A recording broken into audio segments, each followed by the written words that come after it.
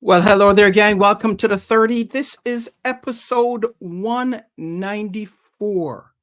194 episodes as we work our way up to the 200 episode. We are literally weeks away from the big show, episode 200. And I hope that you are able to join me for our big show that's coming up. I'll be giving you more details on that in the coming weeks, probably starting next week. And then as we work our way up to it. So thank you for joining me on this episode. Today, we're going to be talking about leadership trends. As you know, the 30 is a production of the Jackman Group LLC. And Jackman Group is primarily focused on leadership development, team enhancement, strategic planning. And that's what we focus on, coaching of leaders and teams and training leaders and developing teams. So we do a lot in the space of leadership. And as I was talking to some of the leaders over the last 2 months or so, I find that there was a common trend and a common ask for training and a common requirement or inquiries, I should say, more of inquiries and asking, hey, do you offer this? Do you offer certain things? And I see, and I said, oh, wow, this is a common thread, a common trend. So as I did some research coming in for this year, last year into this year, and the inquiries that have been asked of us, I've noticed that there are some trends that are happening today in leadership currently that will help to propel us or prepare us for future success. So I want to take my time over the next couple of weeks to really dive in and dig into and explore what are some of these trends. If you are a leader, you are familiar with some of the things that's being asked of you. As the world change and evolve, as greater demands are placed upon leaders and those that lead teams, there are things that probably you wouldn't have done years ago, but post-COVID, these things are these requirements or these asks by organizations, and whether it's CEO level or management level, there are greater requirements or greater things that's asked upon us. Couple that with technology that has increased and enhanced and really moving quickly. So you have a combination of technology. You have also included in that is a global presence, greater demands upon leaders, higher expectations, more results, especially if you are a leader within an organization that's a publicly traded company. There are greater demands upon you. Greater demands for efficiencies, greater efficiencies, and higher expectations in terms of results. So, wherever you are, whether you are leading a non for profit, whether you're leading a for profit, you're involved in ministry as a leader, you're in government, you're in education, you have all seen this that there seems to be something greater, their great expectation. We want you to be better, faster, right? And produce more. So, as I looked at the trends, I see that there are, uh, I'm going to start off with the first one that I see, and it's coming at me more and more uh, in terms of Patrick and the Jackman Group. Can you help us with this? Do you do this? Do you do this type of training? Can you help our teams? So the first one lies in the area of what I've seen is what we call compassionate leadership. So, how do you define compassionate leadership or a compassionate leader? And it's a style that's referred that where the person or leader emphasizes empathy, action to address the emotional needs of their employees.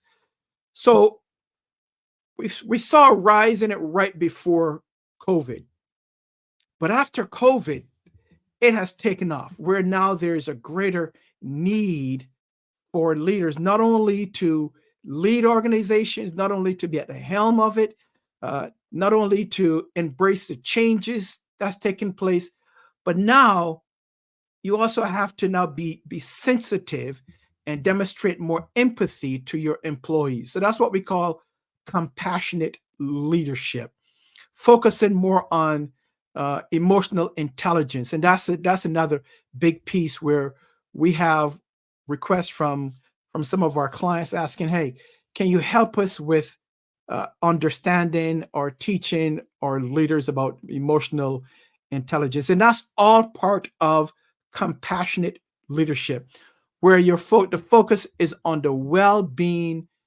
of the team, not on you, but the well-being of the team. And we're seeing it from an organizational perspective, and we've also seen it from an individual leader in a department perspective. So, and what's driving that?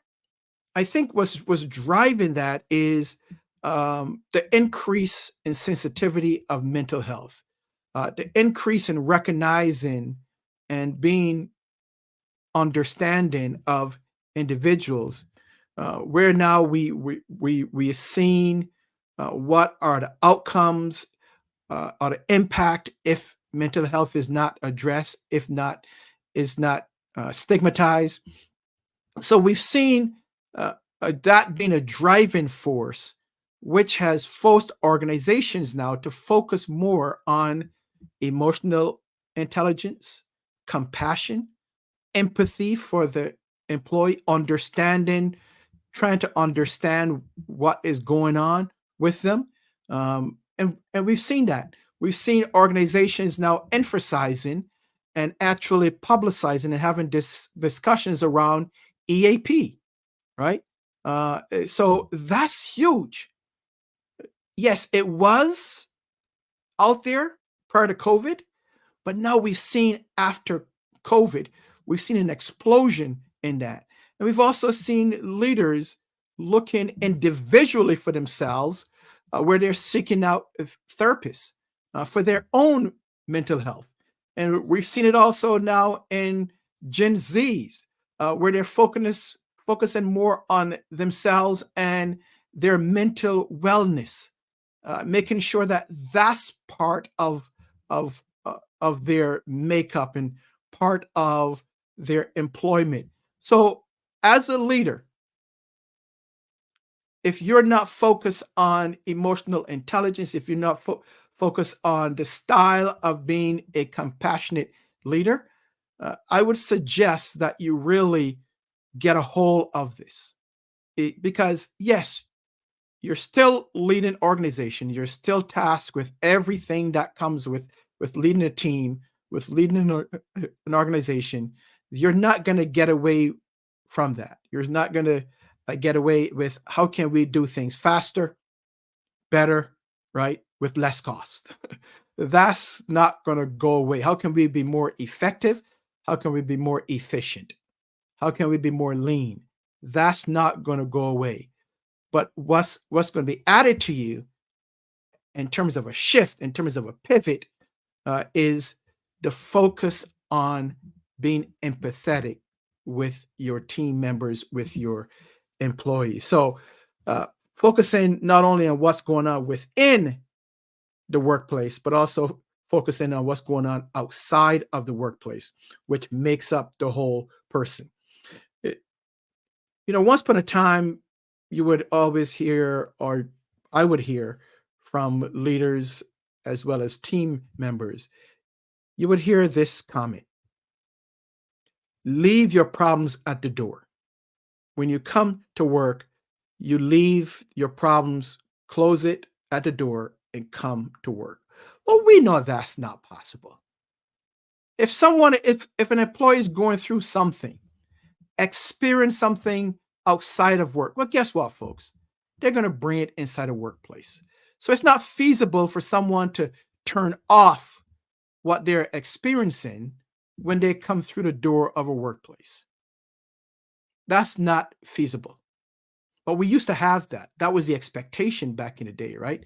Leave it at the door, leave your problems at the door. When you come to work, just focus on work. So now, as a leader, part of the trend is really understanding the whole person, the holistic person, right? Not just at work, but what's affecting them outside of work. So that's number one. That's number one trend that I've seen, as we look at today's trend, that will help us to be better or more successful tomorrow.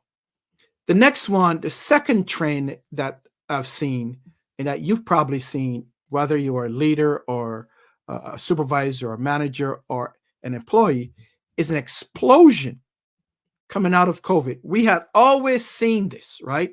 We've always seen technology.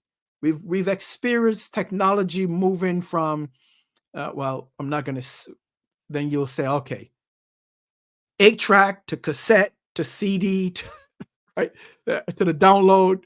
We've seen from the telephone box going into making a telephone call from the box on the street. Now, then we had, in terms of cell phones, we had the phone on the wall, the rotary phone. Now we have what? The smartphone. So we've seen technology move quicker than ever.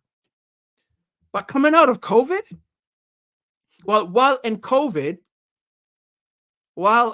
the pandemic, we had to use technology. There was no way around it. Technology became part of our world. Whether it was Zoom or StreamYard or whatever it was, right? WebEx, whatever you use to connect to others around the world, around the country, whatever you use in terms of connection. We saw an explosion of that during the pandemic. And it's not slowing down. Actually, it's increasing. It's hard to really catch up on technology. It's like, wow, that just came out a year ago. Now it's changed. Just came out 3 months ago. Now it's changed. So it's hard to keep up. But the trend in the area of technology, I think that's the second part, as far as I'm concerned, as far as what my research shows me. Your research or your reality may be a little bit different, but the area of technology that's a huge piece. What we've done as leaders, what leaders have done, is try to embrace technology as best that they can, right? So we've seen it on the rise, but how are leaders utilizing technology to become more effective and more efficient, depending on the company or the organization that you lead or you work for? Whether it is less travel, less in person cutting back on cost and more online meetings. Guess what? That's technology. Whether it's using technology to drive efficiencies, to drive productivity, that's we've seen that. We've seen where leaders are becoming more reliant or embracing the area of technology to help them drive results, to help them in their effectiveness as a leader, uh, whether it's in their department or the overall organization. So we've seen that happen. And what greater area that we've seen it taking place, or we've seen it happening, which will continue to increase, is a little thing called, with two letters, AI. AI is used in all areas. Almost everything that we do now has some form of AI involved in it. So we're not getting away from it. We cannot get away from technology. So if you're one that don't embrace technology, guess what? You'll be losing out, because technology is here to stay. It's only going to improve. It's only going to take off faster, right? And you got to write it. You have to be, I'm telling you, from kids, little kids now. Some kids have their telephones from, I don't know, 2, 3 years old. Parents are giving kids cell phones. They're programming. Their kids are doing more than what you and I did. So the area of technology is a tremendous trend when it comes to leadership. The thing is, how can we utilize it for our benefit? As opposed to looking at it as a negative, how can we look at it as a positive and embrace it to help us to become more effective, more efficient, help us to drive results quicker, and help us to get to where we want to get to in a more effective way? How can we use data analytics? We've seen analytics used in all aspects of life, whether it's in sports, right? We've seen in the area of baseball, or the NFL, or the Premier League. So we've seen analytics being used as opposed to the natural instinct of the leader. We've seen the explosion of data analytics. So technology is something that we need to really embrace as a trend, because guess what, folks? It's not going away, right? And as Alfreda says, she says technology is ever evolving. And that is so true. And it will continue to evolve.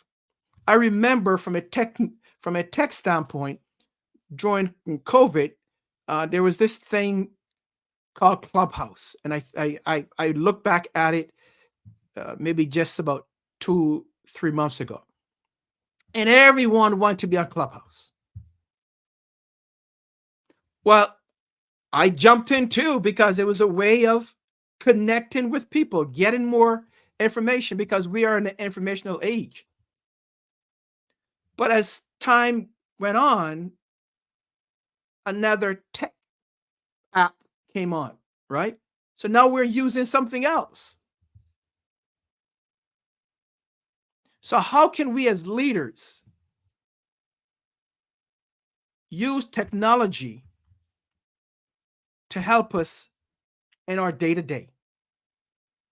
So that's the second trend that I've seen. Another trend that I've seen is in the area of sustainability. And we've seen this, and this is being driven primarily by millennials and Gen Zs. So how can we utilize, right? For those, maybe for the baby boomers, yes. For Gen X, yeah, it was, sustainability was there. How can we become utilized and keep the earth going, and less in terms of how we disperse of things, right? We've seen where we have now in terms of garbage, and then you have the blue boxes or yellow boxes to put those things that we can reuse, right? Sustainability. How can we utilize the current things that we use, the day-to-day items that we use? How can we reuse them to help our earth, as opposed to dumping them? How can we utilize them and reuse them, recycle them? That's what I meant, recycle bins. How can we recycle them and reuse them to help our great earth? So I've seen that in the area of trends. More and more companies are looking at embracing this thing called sustainability. The next trend that I've seen lies in the area, and this came out of while we were in COVID, when we were all at home, the remote workforce. Yes, some companies are saying, well, we need to get you back from working from home, get you back in the office. But not all companies are doing that. A lot of the companies have sold off their real estate, has sold off their buildings. Because what they found is that workers during COVID, they were productive. Right? They were productive, maybe more productive than if they were in the office. Because if we are in the office, we want to, if work starts at 8, maybe we come in at 5 minutes to 8. If you drink coffee or tea, you put your stuff down, you go get your coffee, get your tea. So although the work starts at 8, we really physically don't start work until about 8:30.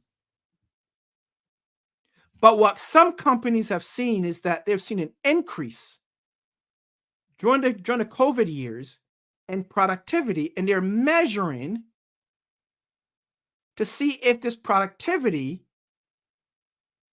in both employee productivity and the output, if it is still the same, if it has increased, or if it has decreased. So a lot of the companies that I've researched have sold off a lot of their real estate holdings. I know there's one company here where we are that has sold off some of their buildings. They've terminated some of their leases, and their employees are working from home. So they've made the investment in that area. That's another leadership trend that we've seen, where leaders are trusting their employees to do the right thing. If you're going to work from home, it's okay if you have to go take your son or daughter to school, or you have a doctor's appointment, or you need to take care of some business. What companies are doing is that they're entrusting their employees to get the job done. Leaders are trusting their employees. Hey, you don't have to tell me what you're doing. As long as you get the job done, I'm satisfied, right? And that's what the progressive leaders are doing these things. Progressive companies are doing these things, especially, and guess what? Generation Z, they are looking to have this a mainstay in their workplace, as opposed to going back into an office.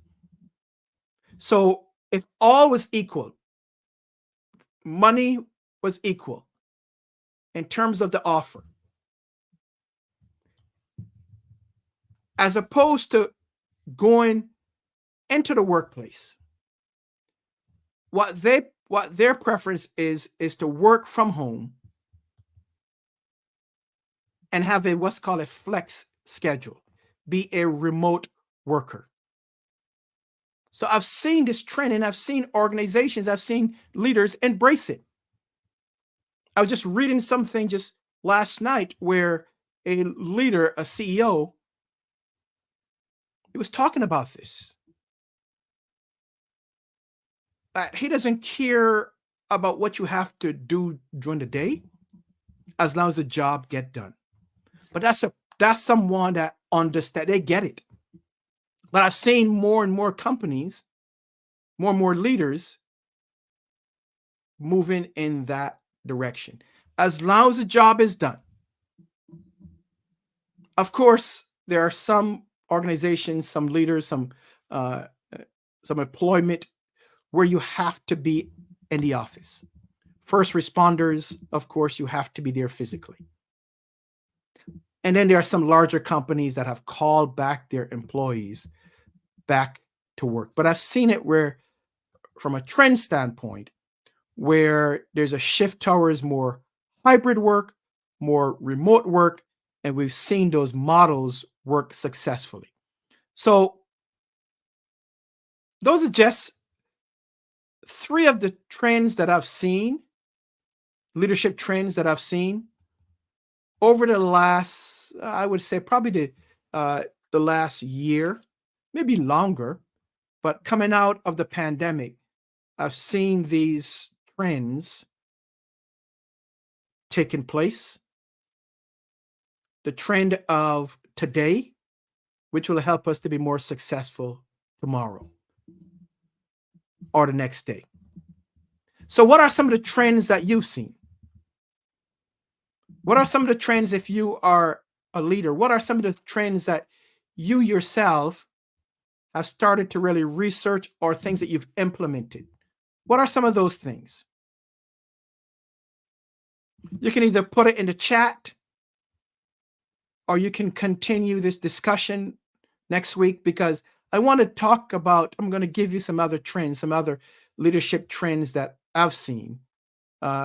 Another one that we'll talk about and tackle next week is ethical leadership. I've seen a trend in that. Another trend that we'll talk about is agile and being adaptive as a leader, seeing that trend start to take place. So we're going to expand upon these things as we look at leadership trends, focusing on the trends today that we've seen, which will enable the leader to be even more successful, an organization to be more successful tomorrow and down the road. So just want to touch on those three. Next week, we will talk about, give you another 3 to 4 additional trends, leadership trends that I've seen within the organizations that we partner with, some of our clients, and also some of the things that I've read in terms of research as it relates to trends today that will help you to be more successful tomorrow. So that's about it, folks. I want to thank you for being here. Remember, if you have any questions, you can do this. You can drop it in the chat, or you can send me an email. info@jackmangroup.llc.com. info@jackmangroup.llc.com. Remember to share this broadcast, right?